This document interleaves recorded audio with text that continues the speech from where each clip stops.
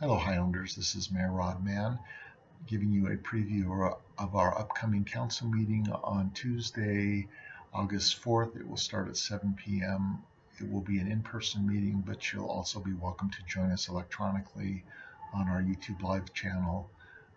We have a number that you can call in if you're watching remotely, if you want to make comments during the unscheduled public appearances portion of our meeting, or during a public hearing. So the meeting will start off with unscheduled public appearances where you'll be able to comment on anything that you want to, any ideas, concerns, or suggestions for us. You'll get 3 minutes to tell us anything. Next, we'll have a presentation where we introduce our new finance director. His name is Tyler Bahr.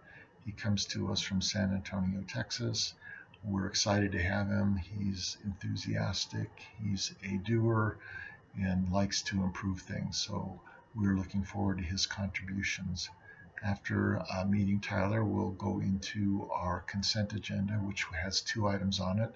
One is approval of meeting minutes from our June 16th meeting. That's where we approved the budget for the coming year. The next item is a ratification of a change order with Staker Parsons. It was a change we needed to make because we found that the dirt or the surface under the road was really poor, and so that needed to be mitigated as we were working on Argo Circle. That's a road just north of Ridgeline Elementary that serves about 12 homes, and we were able to improve it to the extent that we think it needs to be improved for a cost of about $56,000. The contractor's initial estimate on that was about $150,000, but our city engineer worked with them and came up with a better solution. The next item is a public hearing and ordinance. McKay Christensen will present probably the 3rd or 4th proposal that he has for 5.8 acres in town center, just east of or west of UCCU and north of UCCU. Originally, the original proposal had over 200 condos, plus some commercial that included retail. The current proposal, which just by the way I do think is a good one, has 2 office buildings with about a total of 23,000 square feet, and then 42 homes.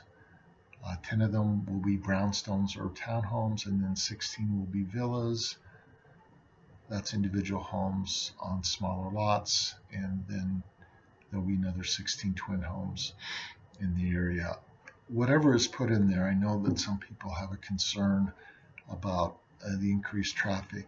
Whatever is built there will add traffic. I think this particular solution is a lower traffic footprint than almost anything else that we could contemplate having being built there. If it was all commercial, there would be more traffic, especially if it was retail. Homes generally generate 7 to about 11 trips a day. Office buildings and retail, actually office buildings can actually be equivalent or less than that, and retail establishments would be significantly more than that. So yes, it does mean some growth in the city, but I think it is growth that will be useful to us and beneficial to the community in total as compared with what it could be. But that will be an interesting discussion. I'm sure there will be comments. Again, at this point, I think they've come up with something that will work for the city, but it will be a council decision, so not my call. Next item will be a request by city staff to add a new chapter to our municipal code regarding the construction of roads that connect into Highland. And we're doing that so that if we get a request that isn't on our current transportation plan, that the council will be able to decide whether or not it is beneficial for Highland or not, and approve or reject it accordingly. If it's something that's already on our master transportation plan, it wouldn't be subject to a denial based on this code. I think it's a good thing to put in there.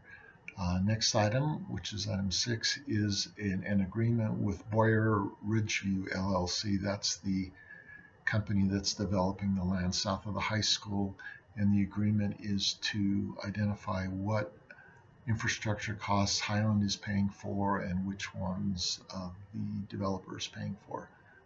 It's reasonable. I think it's needed so that responsibilities are clearly identified and the timing required for those improvements to be put in.